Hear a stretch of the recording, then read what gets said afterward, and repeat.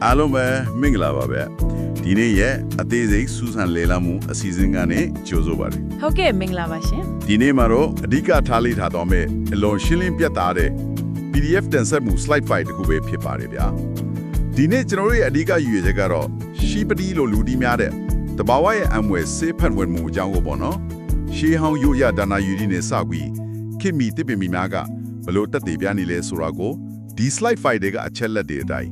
လိလာသူလီလွယ်လွယ်ကူကူနားလဲသဘောပေါက်အောင်မြန်မာဘာသာနဲ့အသေးစိတ်ရှင်းလင်းတင်ဆက်ပေးတော့ဖို့ပဲဖြစ်ပါတယ်မှန်ပါတယ်ရှင်ဒီအချက်လက်အရင်းမြစ်တွေရဲ့အလီကထူးခြားချက်ကပါလဲဆိုတော့ရှီပတီကိုတာမန်ရိုးရဆေးဖက်ဝင်အပြင်တပင်ဖြီရှုမြင်ယုံတင်မကပဲဘာကြောင့်ဒီလောက်တောင်အစွမ်းထက်နေရလဲဆိုတဲ့အကြောင်းရင်းကိုတိတိကျကျရှင်းပြထားတာပါပဲဟုတ်တယ်ဗျကင်းမီတခွဲခန့်နေပညာတွေတိကျတဲ့ယောဂကုသရေးညွှန်ကိန်းအနေနဲ့ဘလို့ပေါင်းစပ်မှုလုပ်လဲဆိုတာကိုစလိုက်တင်မှာအစင်းလိုက်ပြသထားတာတကယ့်ကိုအံ့တိုးစရာပါပဲဒါဟာနှစ်ထောင်ပေါင်းများစွာတက်တန်းရှိတဲ့ရိုးရအမွေနဲ့တက်တဲ့အထောက်ထားကိုအခြေခံတဲ့ခေတ်သစ်သိပ္ပံပညာရပ်ကိုပြည့်ပြည့်စုံစွာပေါင်းစုံသွားတဲ့နေရာတစ်ခုလိုကောက်ချက်ချလို့ရပါတယ်ရှင်ကျွန်တော်တို့ slide number 9မှာပါတဲ့အချက်အလက်ဒီနဲ့စလိုက်ကြရအောင်ဟုတ်ကဲ့စလိုက်ကြတာပေါ့အဲ့ဒီ slide မှာဆောင်းဖို့ຫນွေမြတ်လို့တင်စားခေါ်ပေါ်ကြတယ်ဒီမိုးရဲ့ဘဝဆက်ဝန်းကိုပြထားတာတကယ်ကိုသိပ္ပံရုပ်ရှင်တွေကဇလန်တပေါ်လိုပဲဗျာသဘောတရားကြီးရဲ့ခန္ဓာကိုယ်ကိုဝင်ရောက်သိမ့်ပိုက်တဲ့ဘလို့ခေါမလဲကိုခန္ဓာလူယူသူတွေလို့တော့ဆိုလို့ရတယ်ဟုတ်တယ်ကြည့်ရတာနည်းနည်းတော့ကြောက်စရာကောင်းတယ်နော်ဘလို့လဲဆိုတော့စောင်းရသည်မှာမြေကြီးအောင်မှာရှိနေတဲ့ပိုးတုံလုံးကောင်လေးတွေစီကိုဒီမို့စပိုးတွေကဝင်ရောက်ကူးဆက်သွားတယ်အဲ့ဒီနေ့တဆောင်တွင်းလုံးပိုးကောင်လေးရဲ့ခန္ဓာကိုယ်အာဟာရတွေကိုတဖြည်းဖြည်းစားသုံးပြီးကြီးထွားလာတယ်ဟုတ်ပါတယ်ပြီးတော့နွေရာသီလက်ရောက်ရောအဲ့ဒီပိုးကောင်ရဲ့ခေါင်းပိုင်းကနေတွယ်လေးလေးမိုးရန်လေးတစ်ခုအဖြစ်မြေကြီးပေါ်ထိုးထွက်လာတာဗျာတကယ်ကိုထူးဆန်းတဲ့ဖြစ်စဉ်ပဲနော်တကယ်ကိုစိတ်ဝင်စားဖို့ကောင်းတဲ့သဘာဝရဲ့ဖြစ်စဉ်တစ်ခုပါပဲရှင်အဲ့ဒီ slide ထဲမှာရှင်းပြထားတဲ့အတိုင်းဒီဖြစ်စဉ်ကနေရာတိုင်းမှာဖြစ်တာမဟုတ်ပါဘူးတစ်ဖက်ဘူတန်နဲ့တရုတ်နိုင်ငံကဟိမဝန္တာတောင်တန်းနေလိုမျိုးပင်လယ်ရေမျက်နှာပြင်အထက်မီတာ3000ကနေ9000လောက်ရှိတဲ့နေရာလေးမှာပဲတဘာဝအလျောက်ပေါက်ရောက်တာပါ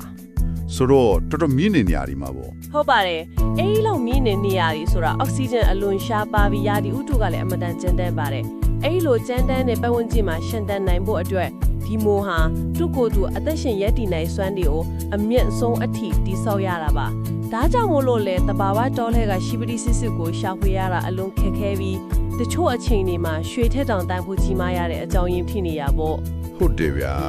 အရင်ခေတ်တွေတုန်းကဆိုရင်ဒီမိုကအရန်ရှားပါတော့ရှေးခေတ်တရုတ်ဧကရတ်တွေနဲ့တော်ဝင်မီတောင်းစုတွေပဲ30ခွင့်ရခဲ့ကြတယ်လို့မှတ်တမ်းတွေမှာဖတ်ရတယ်တာမန်လူတွေလုံးဝလှလှမမိခဲ့ဘူးပေါ့မှန်ပါတယ်ဒါပေမဲ့ကျွန်တော်တဒီနေရာမှာတကယ်ကိုစိတ်ဝင်စားစရာကောင်းလာတာက slide number 3မှာအဲ့ဒီမှာရိုးရအစင်အလာနဲ့ယနေ့ခေတ်တိပြန်ပညာတို့ပေါင်းဆက်သွားတဲ့အပိုင်းကိုပြထားတယ်ခေတ်မီတိပြန်ကဒီဧကရတ်ရဲ့ရုပ်ဝဆေးစွမ်းကောင်းကိုဘလို့များတက်တဲ့ပြထားလဲဆိုတာလေးရှင်းပြပေးပါလားအဲ့ဒါကဒီ slide ထုတ်မြန်မာပကောင်းဆုံးအပိုင်းလို့ပြောလို့ရပါတယ်ရှင်ဒီမိုးကို Unikit HPLC နဲ့ GCMS လို့ခေါ်တဲ့စိတ်မြင့်တခွဲခါနီးပညာတွေနဲ့စစ်ဆေးကြည့်လိုက်တဲ့အခါရလဒ်တွေကတကယ်ကိုအာမခံပါပဲ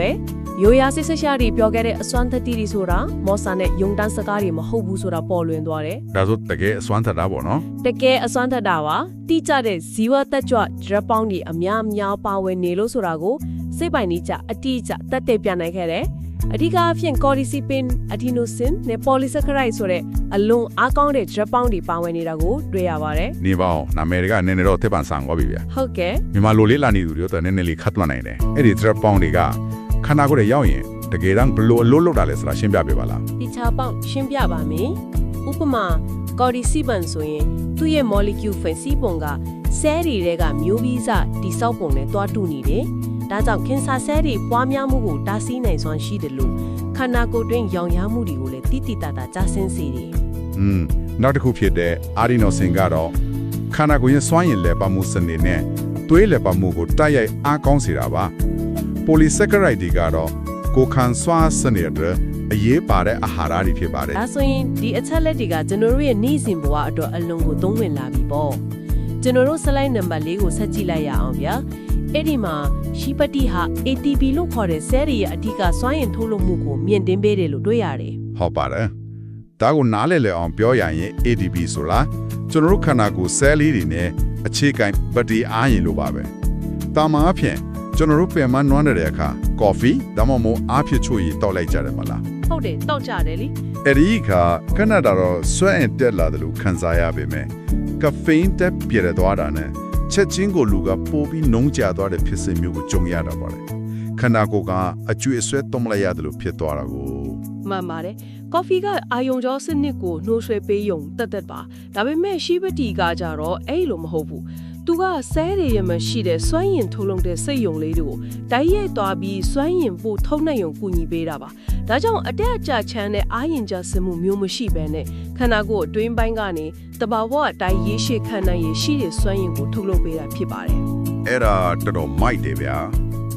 ပြီးတော့ slide ထဲမှာကျွန်တော်ကိုအန်တရာစီတဲ့နောက်တစ်ချက်ကစိတ်ဖိစီးမှုတွေကိုတုံ့ပြန်တဲ့ cortisol လိုဟော်မုန်းတွေကိုပါထိန်းညှိပေးနိုင်စွမ်းရှိတယ်ဆိုတာအချက်ပဲသူကခန္ဓာကိုယ်ကိုပတ်ဝန်းကျင်နဲ့လိုက်လျောညီထွေဖြစ်အောင်အလုံးလုံးပေးတဲ့တဘာဝဆေးစွမ်းကောင်းတစ်ခုအနေနဲ့စိတ်ပိုင်းဆိုင်ရာရောယူပိုင်းဆိုင်ရာဖိစီးမှုတွေကိုပါဟန်ချက်ညီအောင်ထိန်းသိမ်းပေးတယ်ဆိုတာတကယ်ကိုအထင်ကြီးစရာပဲနော်အဲ့ဒီသဘောတရားကိုပိုကျေပြန့်တဲ့ရှုထောင့်ကနေဆက်ဆက်ကြည့်မယ်ဆိုရင် slide နံပါတ်5မှာဖော်ပြထားတဲ့ကိုခံအားစနစ်ကိုညှိနှိုင်းပေးသူဆိုတဲ့အပိုင်းကအလွန်ကိုအရေးပါလာပါတယ်ရှိပတိဟာကိုခံစွမ်းအားကိုရန်တမ်းပြီးမြင့်တင်ပေးလိုက်တဲ့တာမန်ဗီတာမင်ဖြည့်စွက်စာမျိုးမဟုတ်ပါဘူးရှင်ဒါဆိုဘယ်လိုမျိုးအလုပ်လုပ်တာလဲသူကအချင်းဒီပေါ်မူတည်ပြီးအတက်အကြကိုချင်းကိုက်ထင်းကြီးပေးရဲ့စနစ်နဲ့အလုပ်လုပ်တာပါချင်းကိုက်ထင်းကြီးတယ်ဆိုတာကဘယ်လိုမျိုးလဲပဲနည်းနည်းလောက်ဥမာပြီးရှင်းပြပါလားခံအား smart အပူချိန်ထင်းကိရိယာတစ်ခုလိုမြင်ကြည့်ပါအိမ်တအိမ်မှာအပူချိန်အရန်အေးနေရင်အပူပေးဆက်ကအလို့အလျောက်ပွေလာမယ်အရန်ပူနေရင်ပြန် short ချပေးမယ်မဟုတ်လားဟုတ်တယ်အလိုအလျောက်အပူချိန်ညှိပေးတဲ့သဘောပေါ့အဲ့ဒီတဘောတရားအတိုင်းပါပဲခနာကိုရကိုခံစွမ်းအားနည်းနေချိန်ဥပမာအပြင်ကနေယောဂပိုဝင်ရောက်လာချိန်မျိုးမှာဆိုရင်ခနာကိုရတက်သားတွေဖြစ်တဲ့သွေးဖြူဥဆယ်တွေကိုလှုံ့ဆော်အသက်သွင်းပေးပြီးယောဂပိုကိုတိုက်ထုတ်ဖို့ကူညီပါတယ်ဟုတ်ကဲ့ဒါပေမဲ့တစ်ဖက်မှာလည်းကိုခံအားကလွန်ကဲပြီးကိုခန္ဓာကိုယ်ကဆဲလ်ကောင်းတွေကိုပြန်တိုက်ခိုက်နေတဲ့အခြေအနေမျိုးရောက်နေရင်ကြလို့အဲ့ဒီလွန်ကဲနေတဲ့ရောင်ရမ်းမှုတွေကိုပြန်လဲ short ချပေးပြီးကိုခံအားစနစ်ကိုညှင်းသက်သွားအောင်ပြန်ထိန်းပေးပါတယ်ဒါဟာတာမန်ဆေးဝါးတွေမှာတွေ့ရခဲ့တဲ့အလွန်ထူးခြားတဲ့ smart ကြကြအလုပ်လုပ်ပုံပါပဲတကယ်ကို smart ကြတဲ့တဘာဝတရားပါပဲဒါဆိုရင်ခန္ဓာကိုယ်ရဲ့စနစ်အသီးသီးအပေါ်ဘလို့အကျိုးသက်ရောက်မှုတွေရှိနေလဲဆိုတာစက်ကြည့်အောင်ဗျာ slide number 6ကနေစနစ်အထိမှာခန္ဓာကိုယ်အင်္ဂါအပအသီးသီးအပေါ်အကျိုးပြုပုံတွေကိုအစည်းအဝေးတကြောပြသထားတာတကယ်ကိုစိတ်ဝင်စားစရာပါဟုတ်ပါတယ်ရှင်ဥပမာအသက်ရှူလမ်းကြောင်းစနစ်အတွက်ဆိုရင် slide 6မှာ VO2 max ကိုဟင့်တင်ပေးတယ်လို့ဆိုတယ် VO2 max ဆိုတာလေ့ကျင့်ခန်းလုပ်ချိန်ဒါမှမဟုတ်ဖြည်းဖြည်းထန်ထန်လှုပ်ရှားရုန်းကန်ချိန်မှာခန္ဓာကိုယ်ကအောက်ဆီဂျင်ကိုအများဆုံးစုပ်ယူအသုံးပြုနိုင်စွမ်းကိုပြောတာပါမှန်ပါတယ်ဒါမြင့်တက်လာတဲ့အတွက်အဆုပ်ရဲ့စွမ်းရည်တည်တည်တာတက်လာတယ်ဒါကြောင့်အားကစားသမားတဲ့အတွက်တမကပဲပန်းနာရင်ချက်နဲ့နာရာရှိအဆုပ်ရုံးကရှိသူတွေအတွက်ပါအသက်ရှူရတာပုံမလွယ်ကူလာစေတာပေါ့မှန်ပါတယ်ဒါပေမဲ့အသက်ရှူလမ်းကြောင်းတစ်ခုတည်းတင်မကပါဘူးဟုတ်တယ်ဗျလင်ပိုင်းဆိုင်ရာကျန်းမာရေးနဲ့ပတ်သက်ပြီးဖော်ပြထားတဲ့ slide 7မှာဆိုရင်လေအမျိုးသားတွေအတွက် testosterone hormone နဲ့အမျိုးသမီးတွေအတွက် estrogen hormone ထုတ်လွှတ်မှုတွေကိုတဘာဝအတိုင်းတည်ငြိမ်အောင်ကူညီပေးတယ်လို့တွေ့ရတယ်ဒါကဟော်မုန်းဟန်ချက်တို့ညီစေပြီးလင်ပိုင်းဆိုင်ရာတက်ကြွမှုကိုတဘာဝအတိုင်းမြင့်တင်ပေးတာဆိုတော့အတော်လေးဆွဲဆောင်မှုရှိတဲ့အချက်ပဲဗျတေချာလာဖို့အရှင်ဒါပေမဲ့ကျွန်တော်ခေါင်းထဲမှာမေးခွန်းတစ်ခုပေါ်လာတယ်အပြင်တပင်တဲကနေဘာကြောင့်ဒီလောက်များပြားတဲ့အင်္ဂါအော်တိုရဲတွေကိုတပြိုင်နက်တည်းအကျိုးပြုနေရတာလဲအဲ့ဒီနောက်ွယ်ကအကြောင်းရင်းကဘာဖြစ်မလဲဒါကတကယ်ကိုမေးတဲ့မေးခွန်းပါဘာကြောင့်ဒီလောက်အင်္ဂါအော်တိုရဲအများကြီးကိုတပြိုင်နက်တည်းကောင်းမွန်စေတာလဲဆိုတာကိုခွဲချမ်းစီဖြာကြည့်ရဲအဓိကတော့ချက်တစ်ခုကိုတွားတွေ့ရပါတယ်ပထမတစ်ခုကသွေးကြောငယ်လေးတွေတွင်သွေးလည်ပေါက်မှုကိုကောင်းမွန်စေတာဖြစ်ပြီးဒုတိယတစ်ခုကတော့ဆဲတွေပျက်စီးရွေးမှုကိုဖြစ်စေတဲ့ဓာတ်တိုးဖိစီးမှုကိုရှော့ချပေးတာပါပဲသွေးကြောငယ်လေးတွေဆိုတော့ကျွန်တော်တို့မျက်စိနဲ့တောင်မြင်ရတဲ့စမ်းချီမြန်သွေးကြောလေးတွေအထီးကိုပြောရတာပေါ့နော်သိကြပါရဲ့အဲ့ဒီလိုသွေးလည်ပေါက်မှုအားကောင်းသွားတဲ့အတွက် slide ခုနှစ်မှာပြထားသလိုနှလုံးနဲ့သွေးကြောစနစ်ကိုကျန်းမာစေတယ်နောက်ပြီးဓာတ်တိုးဖိစီးမှုလျော့ကျသွားတဲ့အတွက် slide ကုန်းမှာပါတဲ့အသည်းရဲ့အစိတ်အတောက်ဖယ်ရှားတဲ့လုပ်ငန်းစဉ်ကြီးကိုအထောက်အကူပြုပြီးအသည်းဆယ်တွေကိုပြန်လည်လန်းဆန်းစေတယ်ဒါကြောင့်ကို ပိုပြီးအန်တိုစရာကောင်းတာကဦးနောက်အတွင်းပိုင်းအထိတက်ရောက်မှုရှိတာပါပဲ။ slide 10အရဆိုရင်ဦးနောက်ထဲကမှတ်မြန်တွေကိုတင်စီပေးတဲ့ hippocampus ဆိုတဲ့အစိတ်ပိုက်လေးကိုအိုမင်းညံ့ညော်မှုနဲ့ cell ပစ္စည်းမှုတွေကနေကာကွယ်ပေးတယ်လို့ခေတ်သစ်ပံကတွေ့ရှိထားပါတယ်ရှင်။ ဦးနှောင်မညက်ပိုင်းကိုပါကာကွယ်ပေးတယ်ဆိုတော့တကယ်ကိုခေါင်းစားချွေဆုံးပါပဲဗျာ ဒါရီမကသေးဘူးရိုးရတရုတ်စီးပညာမှာကြောက်ကတ်ကိုခန္ဓာကိုယ်ရဲ့အသက်ဆွမ်းရင်အရင်အမြတ်လို့သတ်မှတ်ကြတယ်။သူတို့ကအဲ့ဒီအသက်ဆွမ်းရင်ကိုဂျင်းလို့ခေါ်တယ် ကျင်းဆိုတော့မြန်မာလို့ဆိုအနှစ်သာရပါလား ။ဟုတ်ပါတယ်။ရှိပတိယအဲ့ဒီဂျင်းကိုထိမ့်သိမ့်ပေးတယ်လို့ရှေးကလေးကယုံကြည်ခဲ့ကြတာပါ။စိတ်ဝင်စားစရာကောင်းတာကအခုခေတ်သစ်တစ်ပန်နီးကြစံသက်မှုတွေလုပ်ကြည့်တဲ့အခါရှိပတိယကြောက်ကတဲ့ခြေခံဆဲလေးတွေကိုဓာတ်တိုးဖိစီးမှုကနေကောက်ွယ်ပေးပြီးကြောက်ကလုံကန်ဆောင်တာတွေကိုကောင်းမွန်စေတယ်ဆိုတာတွေ့ရတယ်။ဆိုလိုတာကရိုးရအယူအဆဖြစ်တဲ့ဂျင်းကိုထိမ့်သိမ့်တယ်ဆိုတာနဲ့ခေတ်သစ်တစ်ပန်ရဲ့ကြောက်ကဆဲလေးကိုကောက်ွယ်တယ်ဆိုတဲ့ချက်ကအမခန်းကိုထပ်တူကြနေတာကို slide ထဲမှာရှင်းရှင်းလင်းလင်းတွေ့မြင်ရမှာပါရှေးဟောင်းပညာရှင်တွေကသိငယ်တဲ့ cell လေးတွေကိုမမြင်ရပေမဲ့သူတို့ရဲ့30ချက်တွေကဘလောက်တောင်တိကျခဲ့လဲဆိုတာစဉ်းစားကြည့်စရာပဲဗျာဒါတွေအားလုံးကိုကြည့်လိုက်ရင်ဒါကဘာကိုဆိုလိုတာလဲဒီကောက်ကောင်းတဲ့အကျိုးကျေးဇူးတွေကိုကျွန်တော်ရဲ့နေ့စဉ်ဘဝမှာလက်တွေ့ဘလို့အသုံးချကြမလဲဆိုတဲ့အပိုင်းကိုရောက်လာပါပြီဟုတ်ကဲ့ slide number 73မှာအာကစားသမားတွေနဲ့နေ့စဉ်ဟူရှာတက်ကြသူတွေအတွက်အလုံးအသုံးဝင်တဲ့သုံးဆအကျိုးကျေးဇူးကြောင့်ဖော်ပြထားပါတယ်မှန်ပါတယ်လေ့ကျင့်ခန်းလုပ်တဲ့သူတွေတက်ဆိုရင်အစဉ်သုံးဆင့်စလုံးကအထောက်အကူပူပါတယ်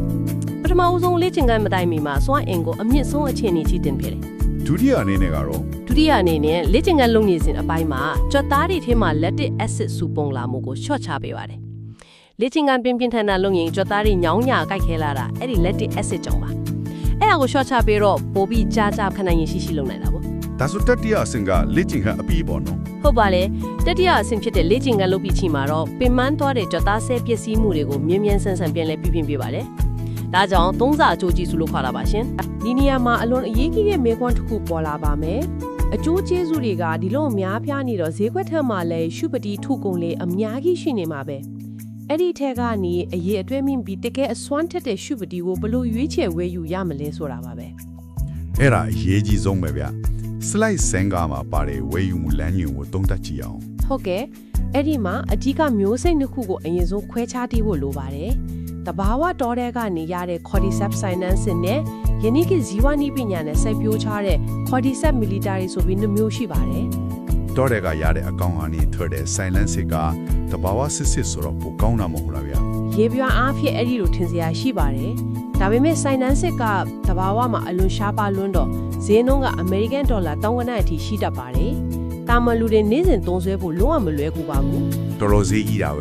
ဲဟုတ်ပါတယ်နောက်ပြီးတော့ထော်ထဲကလာတဲ့အတက်မြေကြီးတဲကပါလာနိုင်တဲ့လေးလံတူအစိတ်အတောက်တွေပါဝင်နိုင်ခြင်းလည်းရှိပါတယ်ဒါပေမဲ့ခင်မီတခွဲခန်းထဲမှာစနစ်တကျစိုက်ပျိုးထားတဲ့မီလီတာရက်ကတော့ဈေးနှုန်းရပိုပြီးလက်လန်းမီတဲ့အပြင်တခွဲခန်းမှာထင်းချုပ်စိုက်ပျိုးတာဖြစ်လို့အရေးတွင်းတဲ့တန့်စင်မှုကပိုပြီးတည်ငြိမ်ပါတယ်သိပ္ပံနည်းကျစံသက်ချက်တွေအရလဲကျန်းလာရဲကိုအကျိုးပြုတဲ့ဣတကကျွဲပေါင်းနေရမီလီတာထဲမှာပိုးလို့တောင်ကျွဲဝစွာပါဝင်နေတည်တယ်လို့ဆိုပါရရှင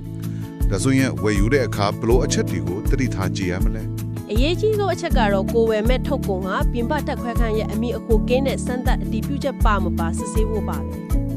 ဘာကြောင့်လဲဆိုတော့အဲ့ဒီစံသက်ချက်ကမှလေးလံသက်တူတွေမိုးစိတ်တွေနဲ့တခြားအန္တရာယ်ရှိတဲ့ဓာတုသစ်စီတွေကင်းစင်ကြောင်းတက်တဲ့ပြပေးနိုင်လို့ပါ။ပြီးတော့နောက်တစ်ချက်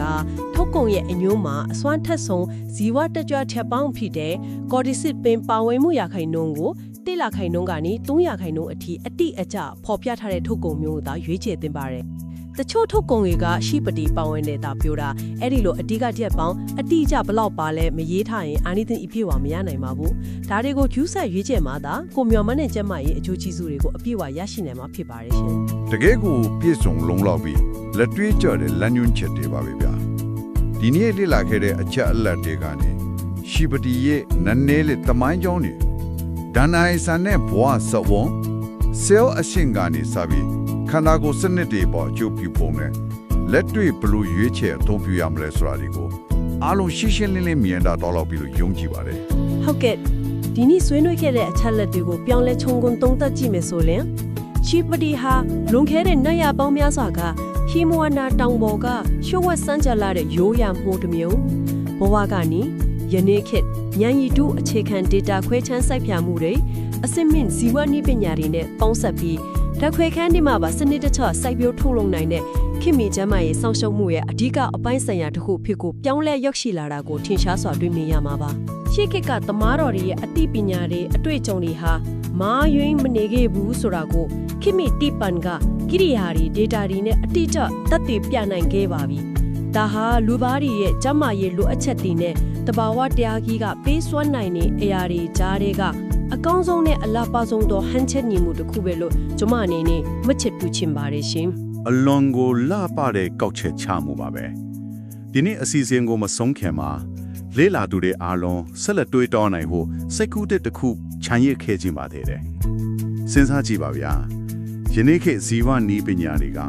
တဘာဝတောတောင်ထဲမှာရွှေထက်ရှားပါပြီးရမ်းခတ်လွန်းတဲ့ဒီအံ့ဖွယ်မိုးကိုဓာတ်ခွဲခန်းတွေထဲမှာပို့ပြီးအစွမ်းထက်အောင်လူတိုင်းလက်လန်းမီအောင်အောင်မြင်မြင်စိတ်ပြုတ်ဖော်ထုတ်လာနိုင်ပြီဆိုရင်တမိုင်းမှတ်တမ်းတွေရှေးဟောင်းကျမ်းတွေထဲမှာကြံရစ်နေတဲ့တခြားဘလို့ရုပ်ဝတ်ဆန်းကျဲတဲ့ရိုးရဆေးဖက်ဝင်အပင်တွေတန်တာရီလာခုထုံးတွေကကောခိမီနီးပညာတွေဖော်ထုတ်ပေးမှုကိုတိတ်ဆိတ်စွာစောင့်ဆိုင်နေကြအောင်မလဲတစ်ချိန်ရင်မှာနောက်ထပ်ဘလို့အံ့ဖွယ်တဘာဝဆေးဆွမ်းကောင်းတွေပေါ်ထွက်လာအောင်မလဲဆိုတာတကယ်ကိုရင်ခွန်းစရာပါပဲဒီတွေးစရာမင်းဟိုလေးနဲ့အတူဒီနေ့စူးစမ်းလေ့လာမှုအစီအစဉ်ကိုတက်ကြွစွာဖြည့်အဆုံးတက်လိုက်ပါတယ်အစအဆုံးနာဆင်ပေးတဲ့အတွက်အားလုံးကိုကျေးဇူးအများကြီးတင်ပါတယ်ဗျာ